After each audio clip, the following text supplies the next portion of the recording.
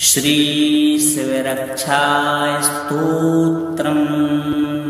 प्रिय भक्तों, देवों के देव महादेव को समर्पित श्रावण का पवित्र महीना अत्यंत ही कल्याणकारी तथा महादेव को समर्पित माना गया है। जो भी भक्त श्रावण के पवित्र मास में भगवान शिव की आराधना करता है, भगवान शिव का अभिषेक करता है या उनके मंत्रों अथवा स्तोत्रों का पाठ करता है या इन्हें केवल श्रवण मात्र करता है, वह भगवान शिव की कृपा का पात्र हो जाता है। उसे सृष्टि के बड़े से बड़े दुखों से, बड़े से बड़े रोगों से सहजता से मुक्ति प्राप्त हो जाती है। आज हम आपको भगवान शिव जी की कृपा प्राप्त कराने वाला श्री शिव रक्षा स्तोत्र श्रवण कराने जा रहे हैं। शिव रक्षा कवच स्तोत्र भगवान शिव के शक्तिशाली स्तोत्रों में से एक है। शिव रक्षा कवच स्तोत्र व्यक्ति को समस्त सांसारिक भय और कष्टों से सदा रक्षा करके परम कल्याण प्रदान करने वाला स्तोत्र है, जिसकी रचना महान योगी, ज्ञानी और भगवान ब्रह्मा के अवतार ऋषि याज्ञवल्क्य ने की थी। ऐसा उल्लेख है कि भगवान श्री जगत के पालनहार नारायण ने स्वयं ऋषि याज्ञवल्क्य के स्वप्न में आकर के उन्हें शिव रक्षा स्तोत्र बताया था। भगवान शिव नित्य और अजन्मा हैं। इनका आदि और अंत नहीं होने के कारण से अनादि और अनंत भी हैं। शास्त्रों में भगवान शिव के बारे में कहा गया है कि यस्मात् परम नापरस्मि किंचित, अर्थात जो इस ब्रह्मांड के सर्वोपरि परातत्व हैं, जिनके परे और कुछ भी नहीं है, वही तो भगवान शिव हैं। अगर आप किसी भी प्रकार के कष्ट, दुख, रोग या भय से पीड़ित हैं तो पूर्ण आस्था के साथ में नित्य श्री शिव रक्षा स्तोत्र का पाठ अवश्य करें या तो इसे श्रवण करें। आपके ऊपर भी महादेव की कृपा अवश्य बरसेगी। आइए भाव भक्ति के साथ में श्रवण करते हैं। अथ श्री शिव रक्षा स्तोत्रम् विनियोगः। ओम अस्य श्री शिव रक्षा स्तोत्र मंत्रस्य याज्ञवल्क्य ऋषिः श्री सदाशिवो देवता अनुष्टुप् छन्दः श्री सदाशिव प्रीत्यर्थं शिव रक्षा स्तोत्र जपे विनियोगः। चरितं देवी देवस्य महादेवस्य पावनम् अपारं परमोदारं चतुर्वर्गस्य साधनं गौरी विनायकोपेतं पंचवक्त्रं त्रिनेत्रकं शिवं ध्यात्वा दशभुजं शिवरक्षां पठेन्नरः। गंगाधराशिरः पातु भालमर्धेन्दुशेखरः नयने मदनध्वंसी कर्णं सर्पविभूषणः। घ्राणं पातु पुरारातिर्मुखं पातु जगत्पतिः जिह्वां वागीश्वरः पातु कंधरां सितिकंधरः।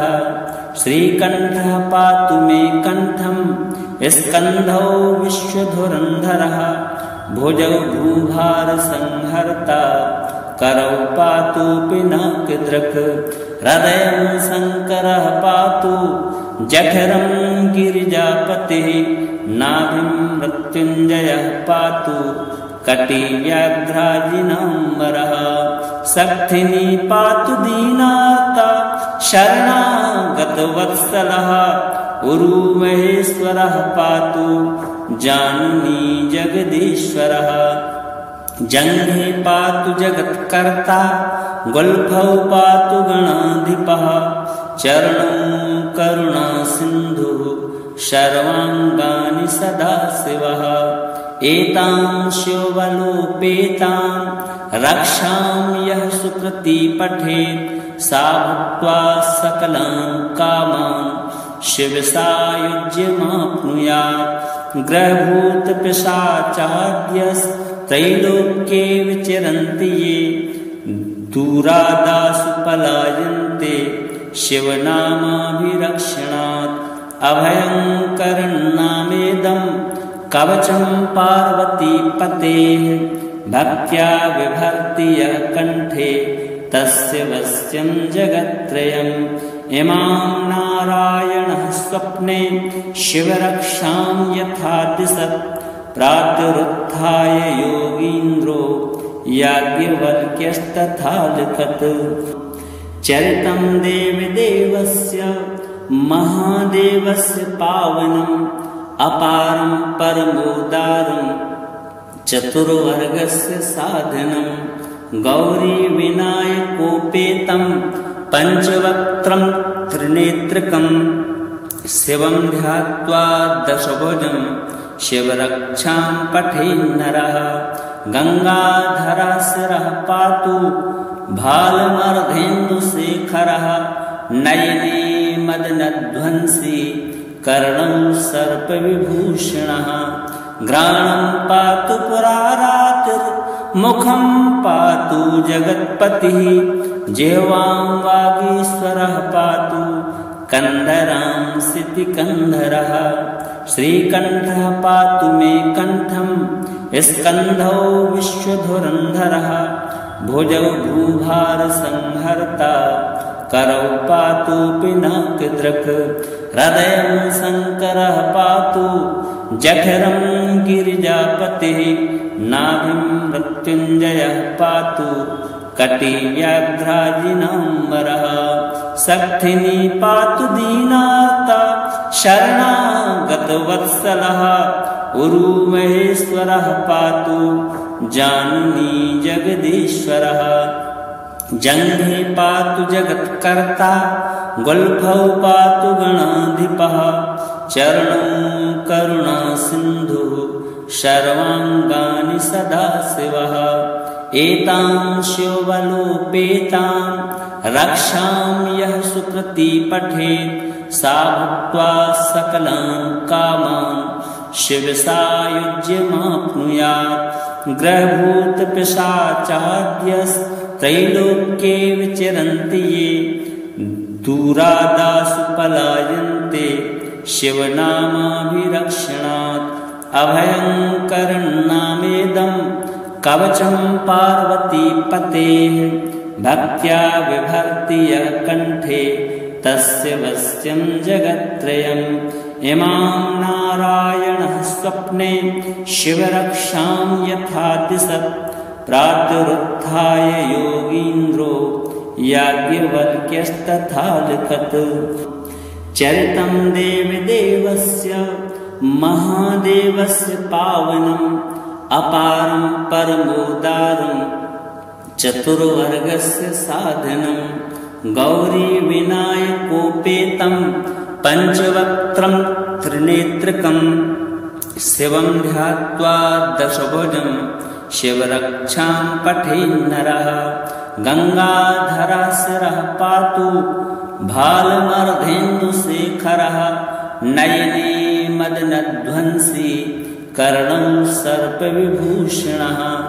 घ्राणं पातु पुरारातिर्मुखं पातु जगत्पतिः जिह्वां वागीश्वरः पातु कन्धरांसितिकन्धरः श्रीकण्ठः पातु मे कण्ठं स्कन्धौ विश्वधुरन्धरः भुजौ भूभारसंहर्ता करौ पातु पिनाकदृक् हृदयं शङ्करः पातु जठरं गिरिजापतिः नाभिं मृत्युञ्जयः पातु कटिव्याघ्राजिनाम्बरः शक्तिनी पातु दीनार्ता शरणागतवत्सलः उरुमहेश्वरः पातु जाननी जगदीश्वरः जङ्घे पातु जगत्कर्ता गुल्फौ पातु गणाधिपः चरणौ करुणासिन्धुः सर्वाङ्गानि सदाशिवः एतां शिवबलोपेतां रक्षां यः सुकृती पठेत् सा भुक्त्वा सकलान् कामान् शिवसायुज्यमाप्नुयात्। ग्रहभूतपिशाचाद्यस्त्रैलोक्ये विचरन्ति ये दूरादासु पलायन्ते शिवनामाभिरक्षणात्। अभयङ्करन्नामेदं कवचं पार्वतीपतेः भक्त्या बिभर्ति यः कण्ठे तस्य वश्यं जगत्त्रयम्। इमां नारायणः स्वप्ने शिवरक्षां यथा दिशत् प्रातरुत्थाय योगीन्द्रो याज्ञवल्क्यस्तथा लिखत्। चरितं देवदेवस्य महादेवस्य पावनम् अपारं परमोदारं चतुर्वर्गस्य साधनं। गौरीविनायकोपेतं पञ्चवक्त्रं त्रिनेत्रकं शिवं ध्यात्वा दशभुजं शिवरक्षां पठेन्नरः। गङ्गाधराशिरः पातु भालमर्धेन्दुशेखरः नयने मदनध्वंसी कर्णं सर्पविभूषणः। घ्राणं पातु पुरारातिर्मुखं पातु जगत्पतिः जिह्वां वागीश्वरः पातु कन्धरांसिति कन्धरः। श्रीकण्ठः पातु मे कण्ठं स्कन्धौ विश्वधुरन्धरः। भुजौ भूभारसंहर्ता करौ पातु पिनाकदृक्। हृदयं शङ्करः पातु जठरं गिरिजापतिः। नाभिं मृत्युञ्जयः पातु कटिव्याघ्राजिनाम्बरः। शक्तिनी पातु दीनार्ता शरणागतवत्सलः। उरुमहेश्वरः पातु जाननी जगदीश्वरः। जङ्घे पातु जगत्कर्ता गुल्फौ पातु गणाधिपः। चरणौ करुणासिन्धुः सर्वाङ्गानि सदाशिवः। एतां शिवबलोपेतां रक्षां यः सुकृती पठेत् सा भुक्त्वा सकलान् कामान् शिवसायुज्यमाप्नुयात्। ग्रहभूतपिशाचाद्यस्त्रैलोक्ये विचरन्ति ये दूरादासु पलायन्ते शिवनामाभिरक्षणात्। अभयङ्करन्नामेदं कवचं पार्वतीपतेः भक्त्या बिभर्ति यः कण्ठे तस्य वश्यं जगत्त्रयम्। इमां नारायणः स्वप्ने शिवरक्षां यथा दिशत् प्रातरुत्थाय योगीन्द्रो याज्ञवल्क्यस्तथा लिखत्। चरितं देवदेवस्य महादेवस्य पावनम् अपारं परमोदारं चतुर्वर्गस्य साधनं। गौरीविनायकोपेतं पञ्चवक्त्रं त्रिनेत्रकं शिवं ध्यात्वा दशभुजं शिवरक्षां पठेन्नरः। गङ्गाधराशिरः पातु भालमर्धेन्दुशेखरः नयने मदनध्वंसी कर्णं सर्पविभूषणः। घ्राणं पातु पुरारातिर्मुखं पातु जगत्पतिः जिह्वां वागीश्वरः पातु कन्धरांसिति कन्धरः। श्रीकण्ठः पातु मे कण्ठं स्कन्धौ विश्वधुरन्धरः। भुजौ भूभारसंहर्ता करौ पातु पिनाकदृक्। हृदयं शङ्करः पातु जठरं गिरिजापतिः। नाभिं मृत्युञ्जयः पातु कटिव्याघ्राजिनाम्बरः।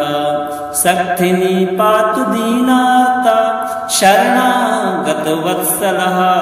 उरुमहेश्वरः पातु जाननी जगदीश्वरः।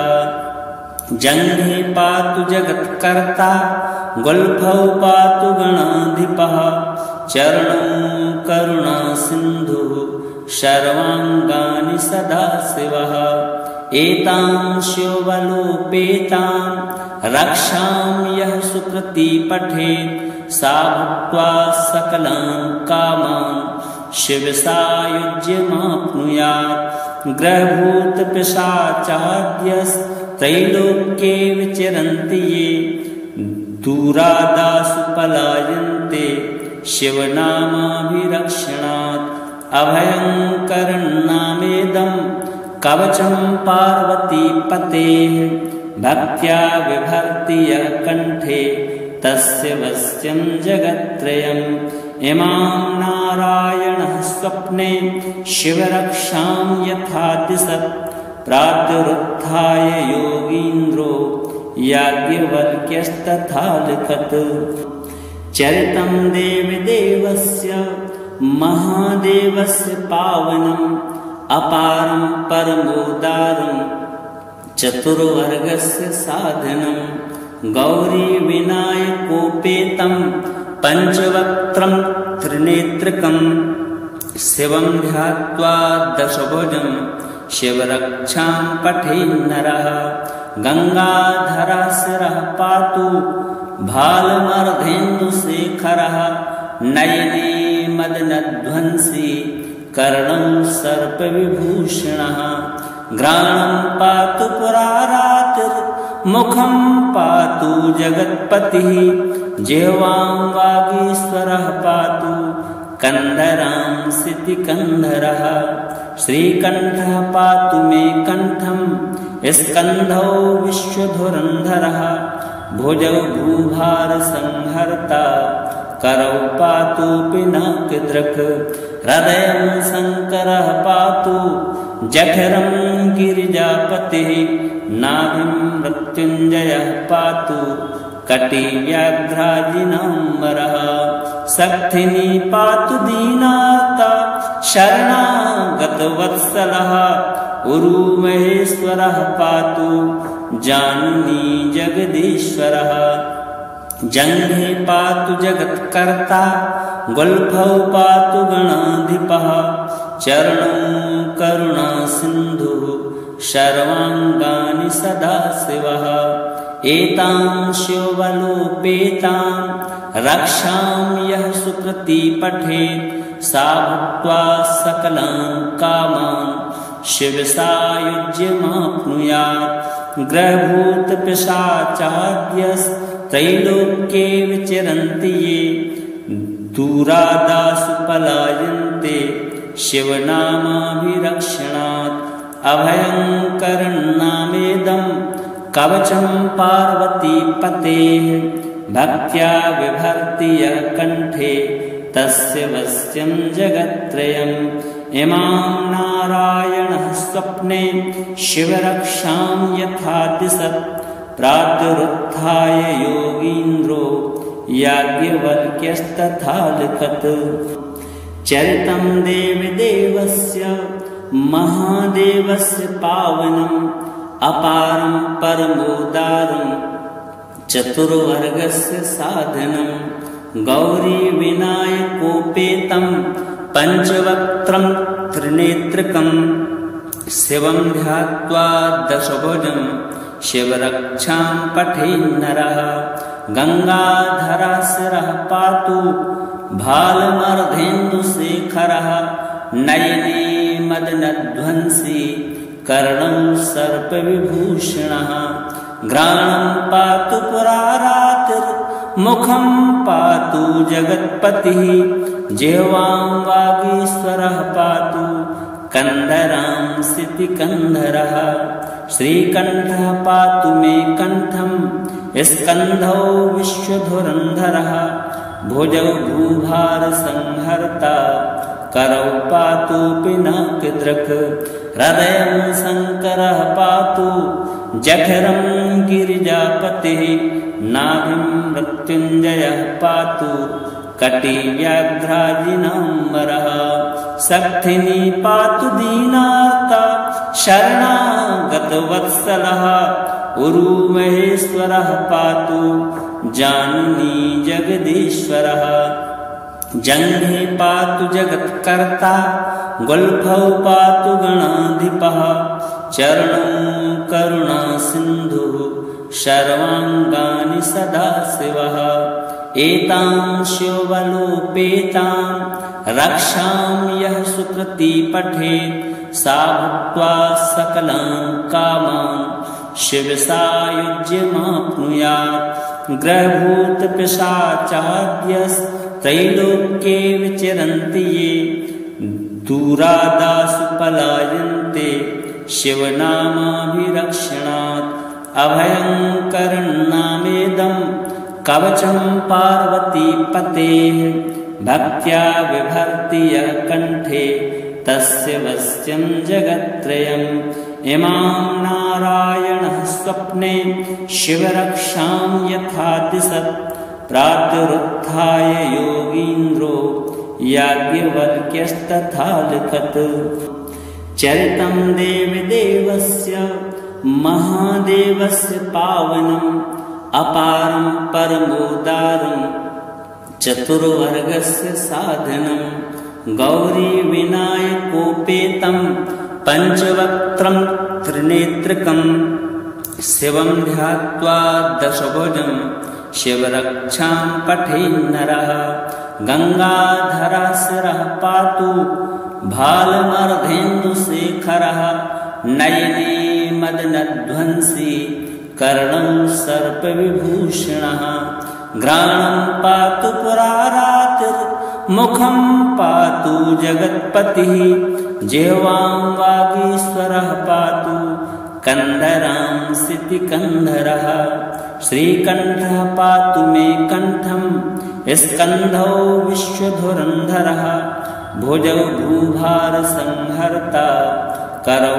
पातु पिनाकदृक् हृदयं शङ्करः पातु जठरं गिरिजापतिः नाभिं मृत्युञ्जयः पातु कटिव्याघ्राजिनाम्बरः शक्तिनी पातु दीनार्ता शरणागतवत्सलः उरुमहेश्वरः पातु जाननी जगदीश्वरः जङ्घे पातु जगत्कर्ता गुल्फौ पातु गणाधिपः चरणं करुणासिन्धुः सर्वाङ्गानि सदाशिवः एतां शिवबलोपेतां रक्षां यः सुकृती पठेत् सा भुक्त्वा सकलान् कामान् शिवसायुज्यमाप्नुयात् ग्रहभूतपिशाचाद्यस्त्रैलोक्ये विचरन्ति ये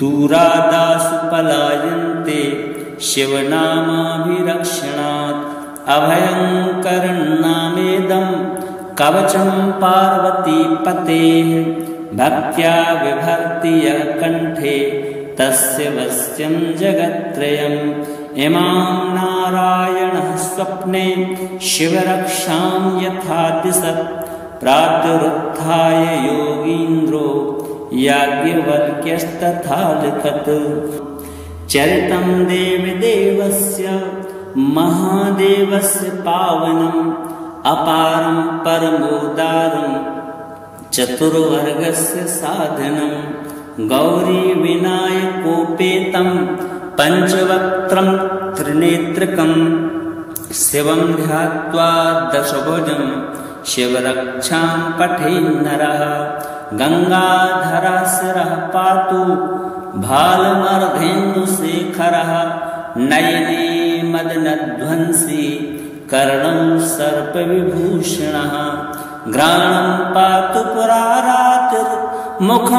पातु जगत्पतिः जिह्वां वागीश्वरः पातु कन्धरांसितिकन्धरः श्रीकण्ठः पातु मे कण्ठं स्कन्धौ विश्वधुरन्धरः भुजौ भूभारसंहर्ता करौ पातु पिनाकदृक् हृदयं शङ्करः पातु जठरं गिरिजापतिः नाभिं मृत्युञ्जयः पातु कटिव्याघ्राजिनाम्बरः शक्तिनी पातु दीनार्ता शरणागतवत्सलः उरुमहेश्वरः पातु जाननी जगदीश्वरः जङ्घे पातु जगत्कर्ता गुल्फौ पातु गणाधिपः चरणौ करुणासिन्धुः सर्वाङ्गानि सदाशिवः एतां शिवबलोपेतां रक्षां यः सुकृती पठेत् सा भुक्त्वा सकलान् कामान् शिवसायुज्यमाप्नुयात् ग्रहभूतपिशाचाद्यस्त्रैलोक्ये विचरन्ति ये दूरादासु पलायन्ते शिवनामाभिरक्षणात् अभयङ्करन्नामेदं कवचं पार्वतीपतेः भक्त्या बिभर्ति यः कण्ठे तस्य वश्यं जगत्त्रयम् इमां नारायणः स्वप्ने शिवरक्षां यथा दिशत् प्रातरुत्थाय योगीन्द्रो याज्ञवल्क्यस्तथा लिखत् चरितं देवदेवस्य महादेवस्य पावनम् अपारं परमोदारं चतुर्वर्गस्य साधनं गौरीविनायकोपेतं पञ्चवक्त्रं त्रिनेत्रकं शिवं ध्यात्वा दशभुजं शिवरक्षां पठेन्नरः गङ्गाधरशिरः पातु भालमर्धेन्दुशेखरः नयने मदनध्वंसी कर्णं सर्पविभूषणः घ्राणं पातु पुरारातिर्मुखं पातु जगत्पतिः जिह्वां वागीश्वरः पातु कन्धरांसितिकन्धरः श्रीकण्ठः पातु मे कण्ठं स्कन्धौ विश्वधुरन्धरः भुजौ भूभारसंहर्ता करौ पातु पिनाकदृक् हृदयं शङ्करः पातु जठरं गिरिजापतिः नाभिं मृत्युञ्जयः पातु कटिव्याघ्राजिनाम्बरः शक्तिनी पातु दीनार्ता शरणागतवत्सलः उरुमहेश्वरः पातु जाननी जगदीश्वरः जङ्घे पातु जगत्कर्ता गुल्फौ पातु गणाधिपः चरणौ करुणासिन्धुः सर्वाङ्गानि सदाशिवः एतां शिवबलोपेतां रक्षां यः सुकृती पठेत् सा भुक्त्वा सकलान् कामान् शिवसायुज्यमाप्नुयात् ग्रहभूतपिशाचाद्यस्त्रैलोक्ये विचरन्ति ये दूरादासु पलायन्ते शिवनामाभिरक्षणात् अभयङ्करन्नामेदं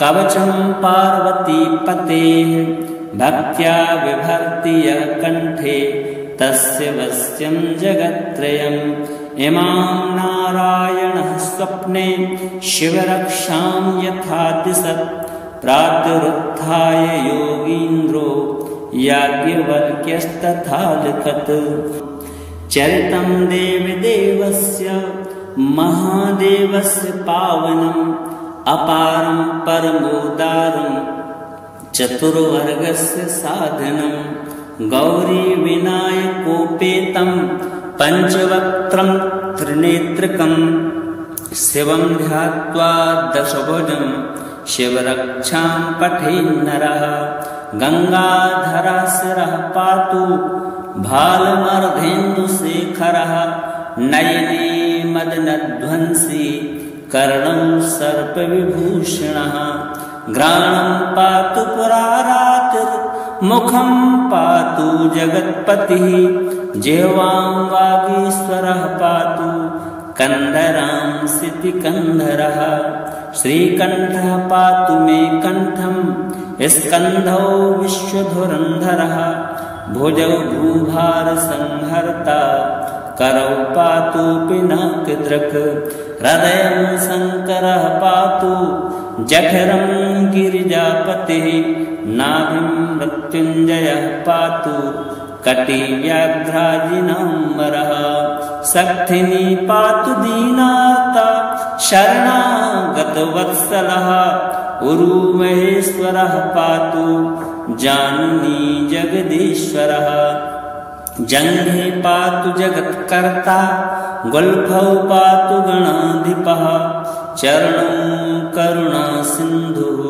सर्वाङ्गानि सदाशिवः एतां शिवबलोपेतां रक्षां यः सुकृती पठेत् सा भुक्त्वा सकलान् कामान् शिवसायुज्यमाप्नुयात् ग्रहभूतपिशाचाद्यस्त्रैलोक्ये विचरन्ति ये दूरादासु पलायन्ते शिवनामाभिरक्षणात् अभयङ्करन्नामेदं कवचं पार्वतीपतेः भक्त्या बिभर्ति यः कण्ठे तस्य वश्यं जगत्त्रयम् इमां नारायणः स्वप्ने शिवरक्षां यथा दिशत् प्रातरुत्थाय योगीन्द्रो याज्ञवल्क्यस्तथा लिखत्।